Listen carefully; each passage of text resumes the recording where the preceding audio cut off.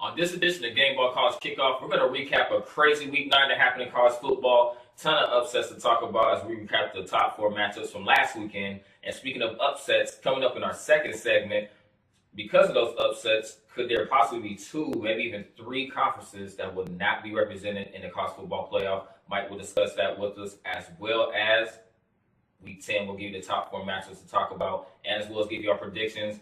And Luke Hartnett will once again not be with us, but of course, going to give us his picks as well. And as always, it's going down. Gameball College Kickoff begins now.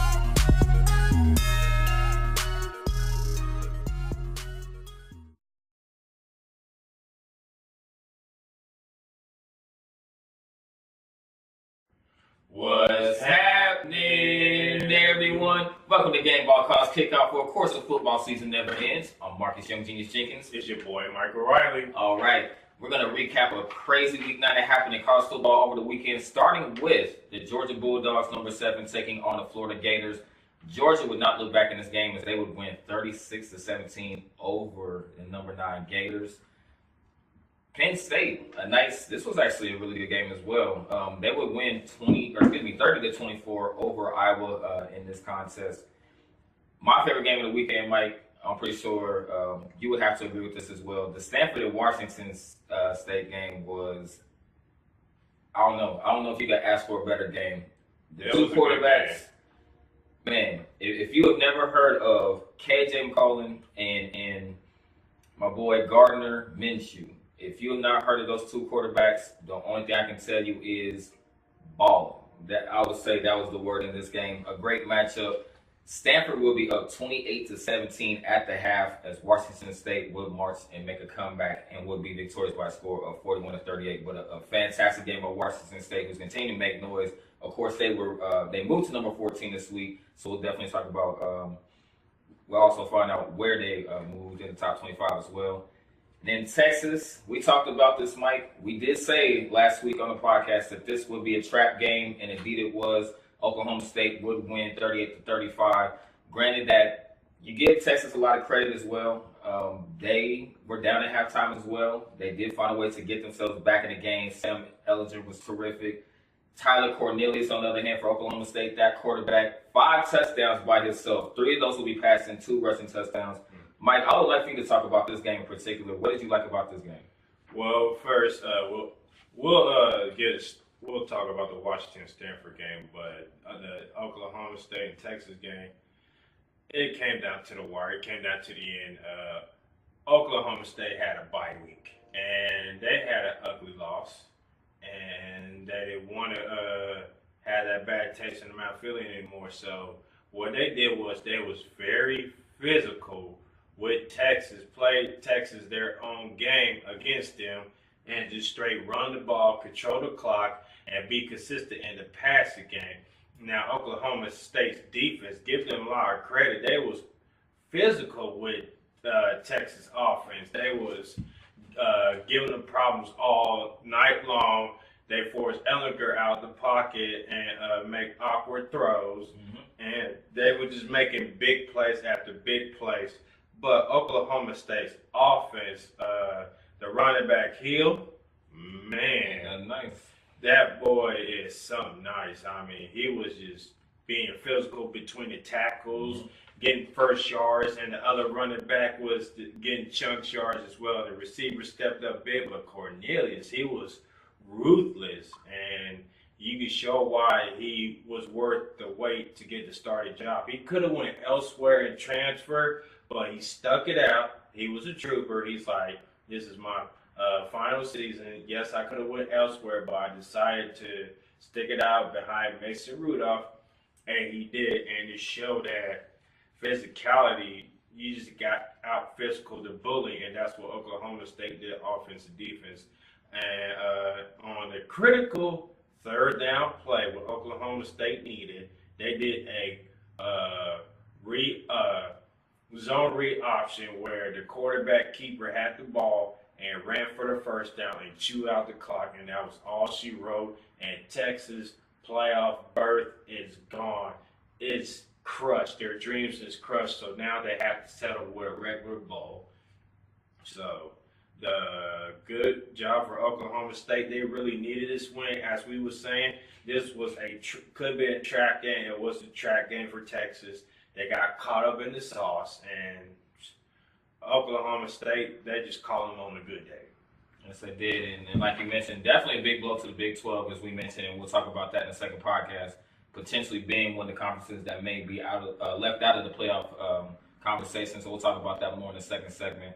The second game that we're going to talk about that we talked about a little bit was Washington State and Stanford. Once again, Washington State would be Stanford 41-38 in a fantastic game by both teams. Mike, what do you think Washington State was able to do to overcome that Stanford lead at halftime? They was able to make good adjustments. It was a high-scoring game, but at the end, Washington State was able to have the ball last and was able to get in field goal range and was able to kick the winning field goal to end the game. You got to give Washington State a lot of credit. They fought hard, and they know that the only chance for the Pac-12 to get into the college playoff is them. So they still on the roll. So they have to keep that going now. They cannot afford to lose another game, or otherwise Pac-12 is automatically out of the question. So if Washington State wants to be the representative of the Pac-12, they have to win out. If you win out, your chances are higher. But it may not be possible, but you got to go for it. You got to give your all. And if you show the committee that you went out and you beat tough teams in that conference, especially in your division, your chances are likely higher, because it's going to get even crazier as the week comes for this college football playoff. Last week it was chaos. This coming up week is going to be even more chaos. So Washington State's defense has to do a better job, and they can't start off slow. They have to start off fast. And I think that game against Oregon, you can start to see it was a little bit hangover to this game at Stanford, but give Washington State credit. They came and saw and conquered and took advantage of it. Stanford is just not the same team like they once was this year. I mean, they do got about 5 wins or so, but 4 or 5 wins, but this is not the same Stanford not we're accustomed to seeing. They just seem like they lost their edge. And it's not there this year, maybe next year, but it was Stanford had it and they let it go. Stanford, Washington State, once again, a great effort by both teams. Washington, a great comeback in the second half, once again being down 28-17 at the half. A huge blow for the Big 12. The Pac-12, on the other hand, may be, in a better spot going into this week as well. And that's going to do it for our first segment. And as we continue discussing Week 9, in our second segment coming up, could there be 2, maybe even 3 conferences that could be out of the playoff conversation? We'll talk about that a little bit further as Gameball Kickoff continues. We'll be back in a moment. Don't go anywhere. Stay tuned.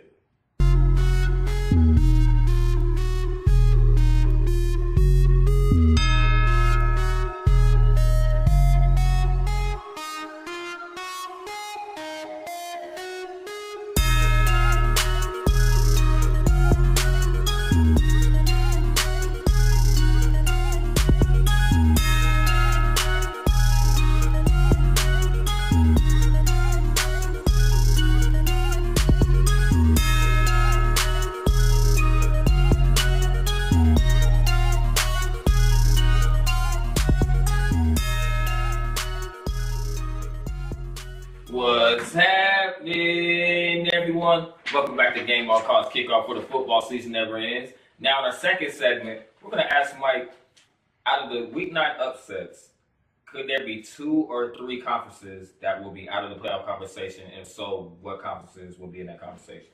Well, likely could be out is the Pac-12 if they don't finish out with Washington State. As I was saying to the previous segment, they have to win out the rest of the games, and they can't have no losses. So, say like if the Pac-12, both Oklahoma and West Virginia, has another loss, then Pac-12 edges over the Big 12 for that spot, and Washington State has to continue to win out. Because right now is Alabama, Clemson, Notre Dame, and LSU, the top 4 spots that are locked in if the season were to end today. Because we got LSU, Alabama coming up week, and we're going to talk about that because one of those teams will likely be in the SEC championship from the SEC West Division. Then West Virginia plays at Texas. Texas is looking at to upset West Virginia, so they're like, if we can't go, you can't go either. Right. Then Oklahoma has a tough one at Texas Tech, but I feel like Oklahoma's offensively talented to go and score a lot of points against that defense.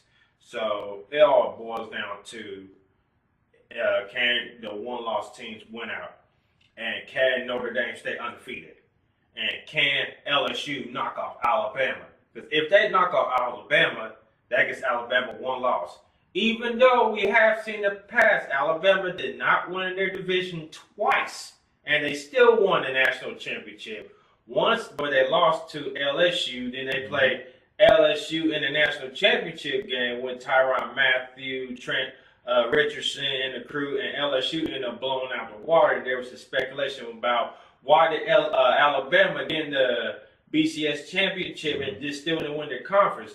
Years later, we wind that again. Ohio State had a chance, but Iowa lost hurts them last year, and that cost them to not get into college football playoff with a 2-loss team.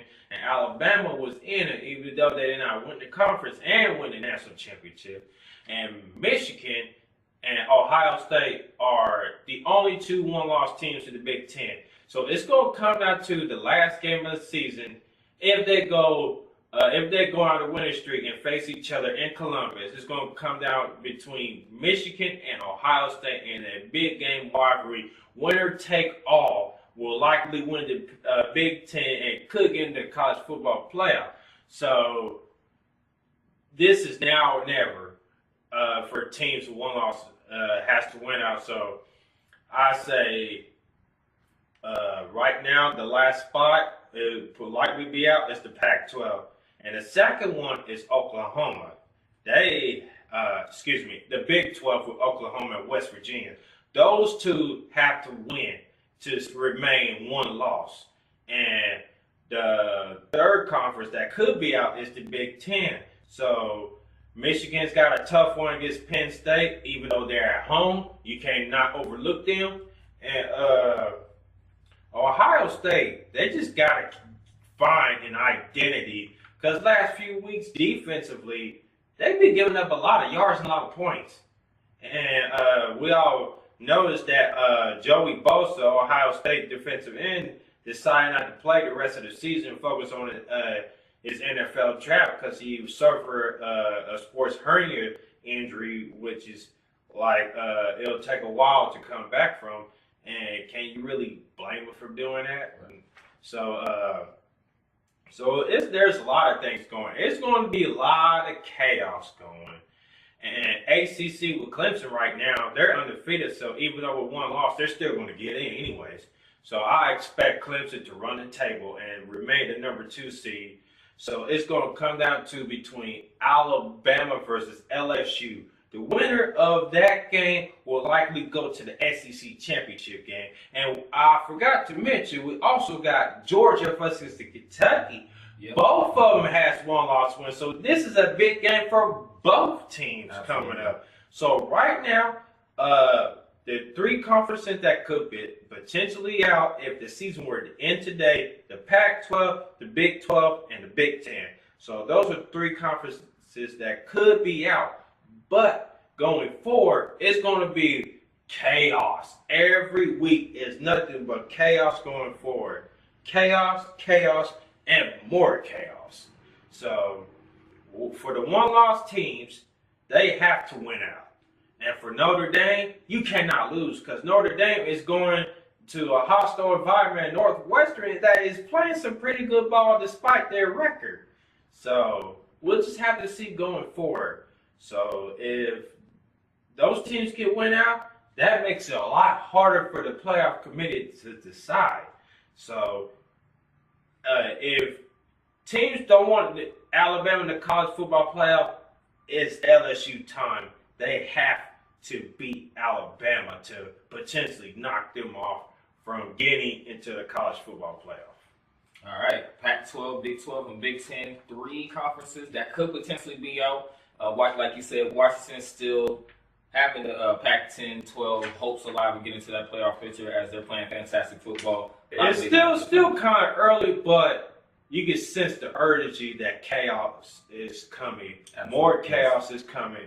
Like they said, winter is coming. Yes, it is. The Game of Thrones. Winter is coming and it's already about to land here. So there's going to be more chaos this coming up weekend.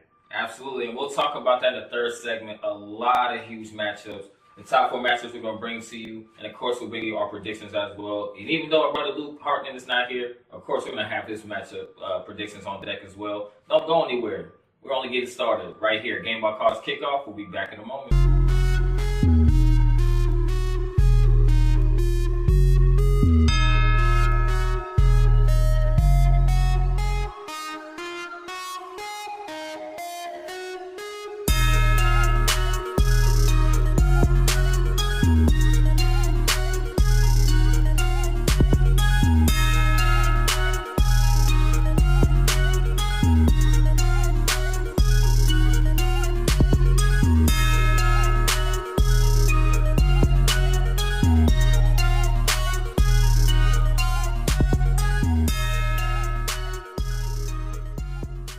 What's happening, everyone? Welcome back to Gameball College Kickoff, where the football season never ends.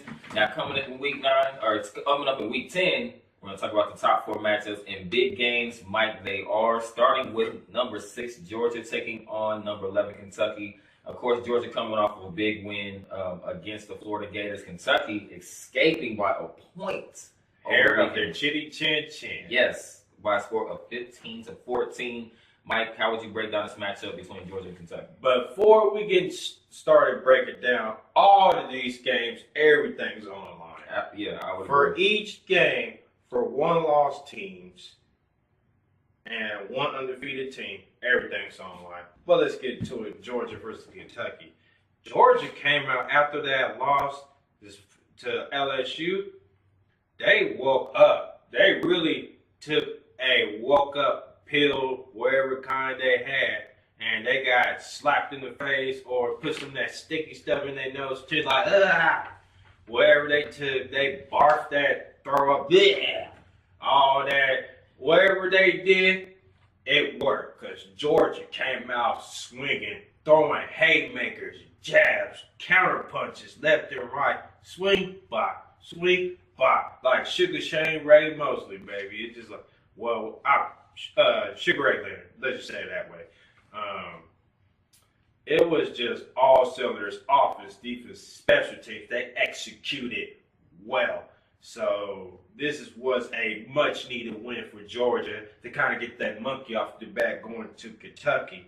Georgia has to duplicate that win against Kentucky because Kentucky is playing some very good ball right now, and they are running the ball with authority. But this time, the quarterback played really well, and it went over Missouri. So for Georgia to go on the road in a hostile environment on the upcoming Kentucky team, they have to force Kentucky to be one-dimensional offense. That means they have to shut down the running game and let Kentucky beat them in the passing game. If Georgia does that, the sky's the limit for Georgia. Let's flip it on to Kentucky. Kentucky struggled against Missouri on the road. They struggled all game until it came down to where they need to score points, and they did. Especially on 1 or 2 seconds left of the game, or wherever the pass interference on the defense. Kentucky skate with the hair of the chinny chin chin. A nail biter touchdown. Sign, seal, deliver. I'm yours. Victory. Let's get out. Stephen Wonder style.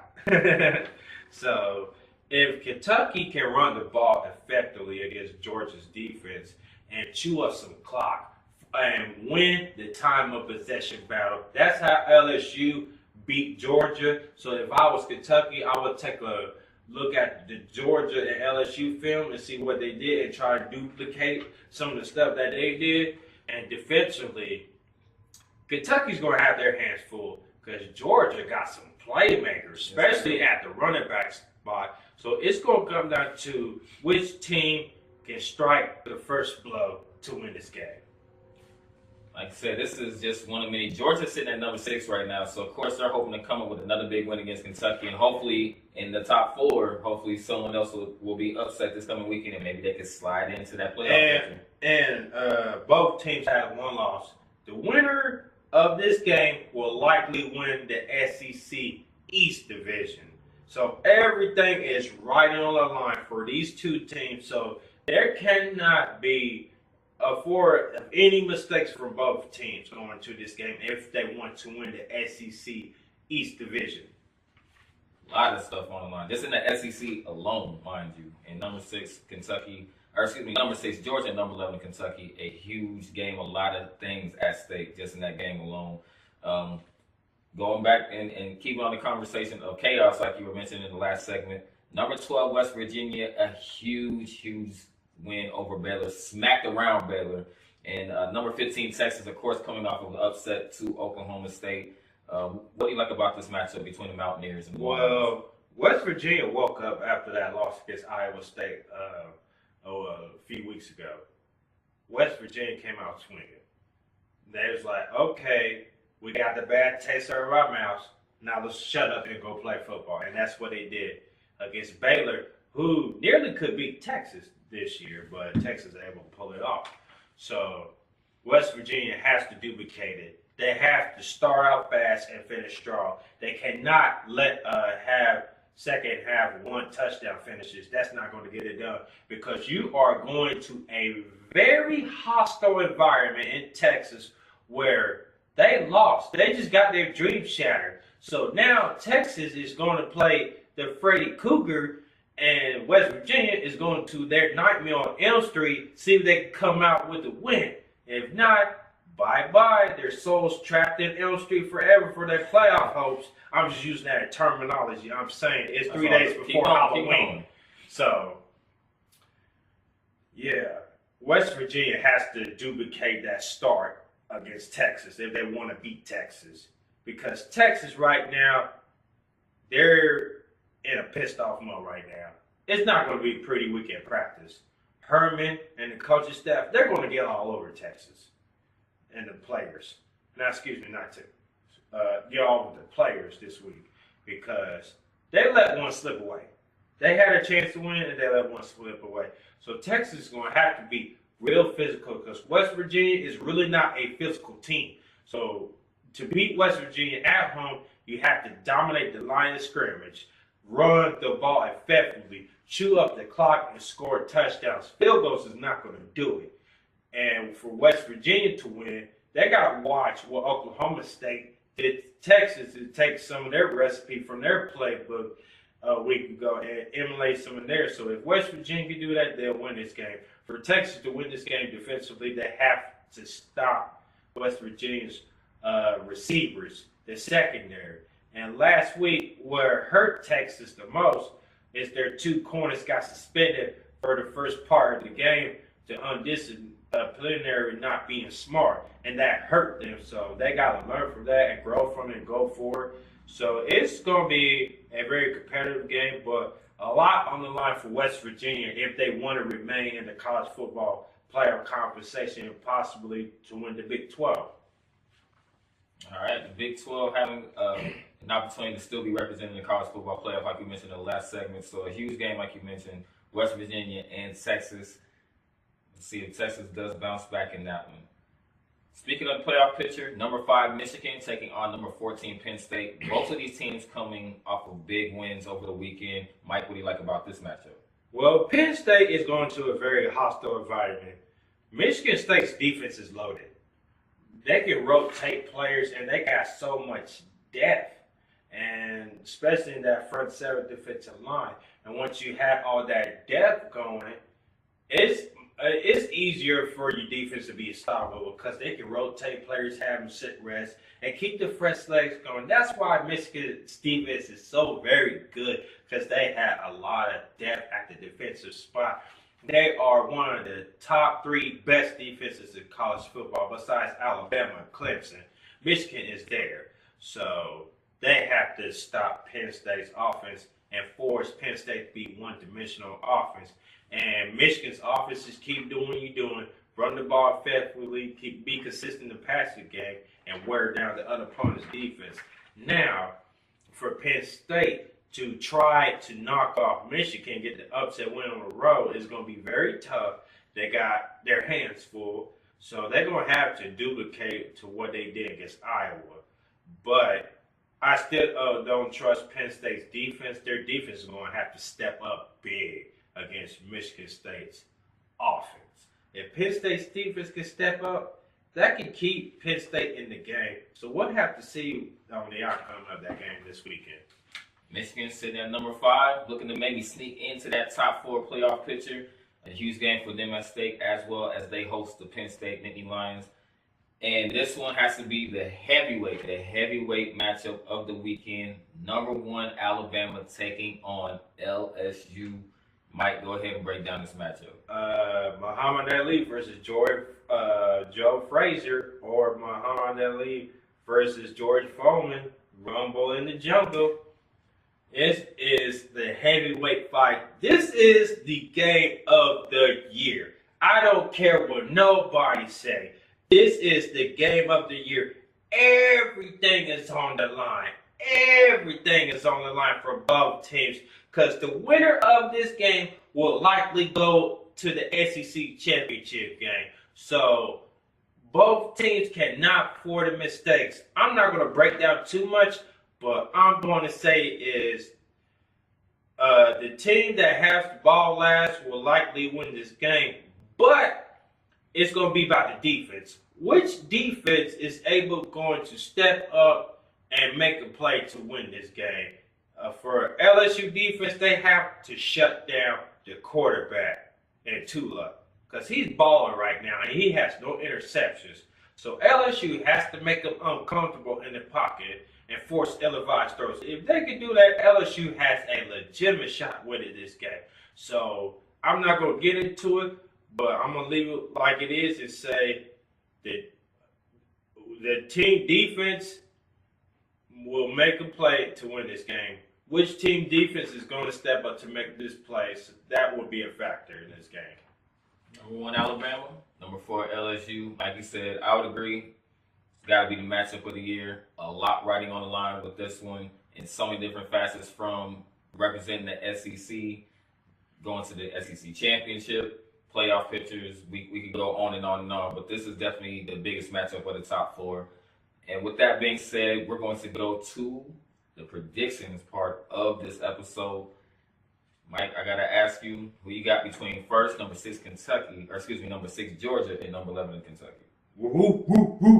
I'm rolling with the Bulldogs of Georgia. I just feel like Georgia is more talented offense and defense than Kentucky. I just don't really trust their quarterbacks in these type of games. They barely snuck one off last week in Missouri, but Georgia is a different type of breed. Their offense, defense, and special teams, I think it's going to be too much for Kentucky to handle. So I'm rolling with Georgia to get the win on the road in a hostile environment. I'm going to say 38-20 Georgia, and Luke has picked Georgia to win this game. I'm not going to explain much either. When I first looked at this, I was definitely picking Georgia in this one. I just think that they have a lot more weapons on both sides of the football. I think they'll get it done. I actually agree with your score. I like 28-14 as well. I think Georgia will just play a step ahead of Kentucky in this one. Second matchup, Big 12 could potentially be on the line with this one. Number 15, Texas. Number 12, West Virginia. Who y'all got? My gut wants to go with Texas since they lost.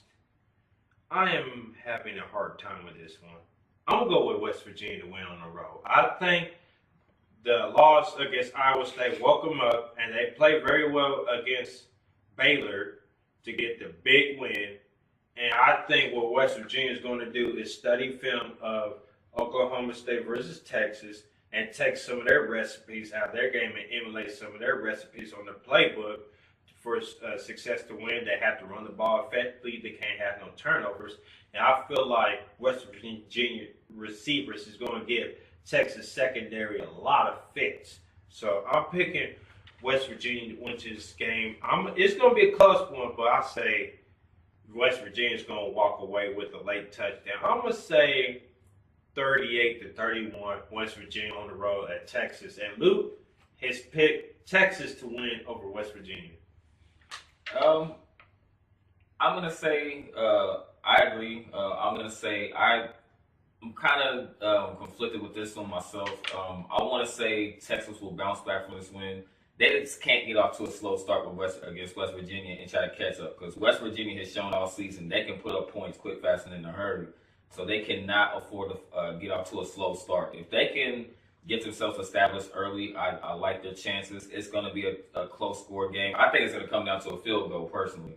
I like the score of, I'm going to say 27-24 is going to be my score. The third matchup, Penn State, Michigan. Who y'all got? I got Michigan, no brainer. Their defense is playing well. Ever since that loss against Notre Dame in week 1, their defense is playing lights out. They're flying the ball all over the place. They're making plays. I just don't see Penn State making enough plays against that Michigan defense, because they have so much depth. It's not even funny, especially that front seven. They just rotate players with fresh legs, and that's how they beat you, because they rotate players with fresh legs that can just come in and give other players rest. And Michigan's offense is going to run the ball effectively, be consistent. I just don't see Penn State in this game. So I'm going to say a blowout, 40-14, Michigan. Man. I'm just going to call it like it is. You're going on the road. This ain't Happy Valley. You're going to the Wolverine house. So 40-14 Michigan, and Lou has picked Michigan as well. I'm going to say Michigan is not satisfied with taking back Paul Williams in Ann Arbor. They know it's on the line. You have an experienced coach with Harbaugh. He trains teams for moments like this. He knows what's at stake. The college football playoff is at stake in this matchup. They will find a way to get it done at home. Penn State has kind of been up and down this year. I'm going to say Michigan is going to win by a score. I'm going to give them a score of 35-21 in this one. And the heavyweight matchup. Number 1, Alabama. Number 4, LSU. Who do you like? Upset alert. I'm going with LSU in Death Valley to beat Alabama. This is their time to win. This is the big game. This is what LSU prepared for. They beat Miami in the week opener. They beat Georgia.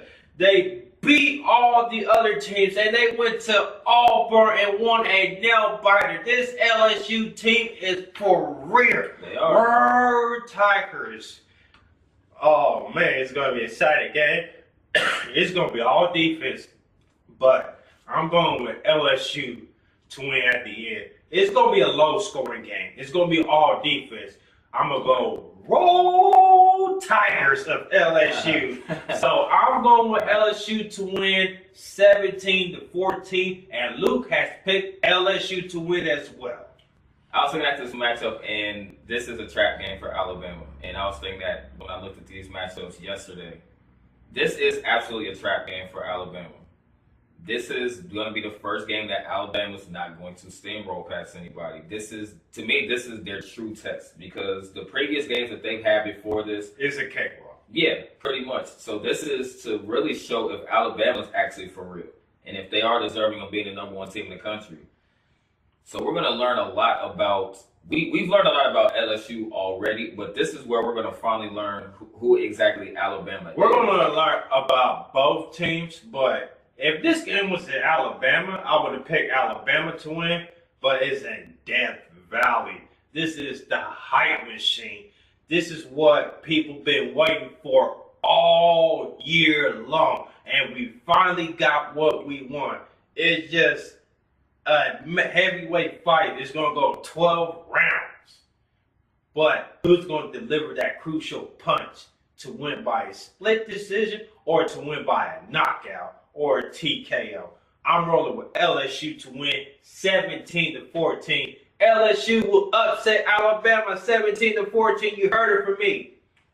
The thing is, I don't disagree with that pick because if you look at Alabama's wins, it was the offensive side. If you look at their matchups, the defense really didn't play that great. It was just that Alabama can put up points in bunches. It wasn't necessarily that their defense was sharp. They're going against a good defense that also has a talented offense to back it up. So I'm going to roll with both of y'all, and I'm going to say part of my heart wants to say Alabama, but at the same time, if you really break down Alabama's games, they can score a lot. But the thing is, they've never had a defense like this. So I'm going to say LSU is going to win this one. I agree it's not going to be a high-scoring matchup. I'm going to say 21-14. I'm going to say LSU will get it done. I wouldn't go in the 20s. It wouldn't be surprised. It would be 9-6. Because every time these two teams play, it's always low-scoring games because it's too much defense. So LSU is a big-time game, and they have shown in big-time games they have won against tougher competition. And LSU has proven that they play big-time games against the tough opponents. And they've shown that against Georgia, against Miami, against, I'm trying to think. I just had it, Auburn on the road. It's just like, those are three toughest teams that LSU play, and they have won. Except for Florida. I don't know what happened to them in Florida when Georgia really smacked Florida. So it's going to be a good game. I just want to ask you this though real quick. Say Alabama does lose on Saturday. What would this do to the Crimson Tide? It would knock them out. They're not going to be able to play the SEC championship game unless LSU has two catastrophic losses in a row, which I don't see that happening. So if they lose and LSU wins out and wins the SEC West outright, Alabama's not going to the SEC championship game. So everything's on the line for both teams. So LSU will win at home. 4 big matchups. Man, I cannot wait till this weekend.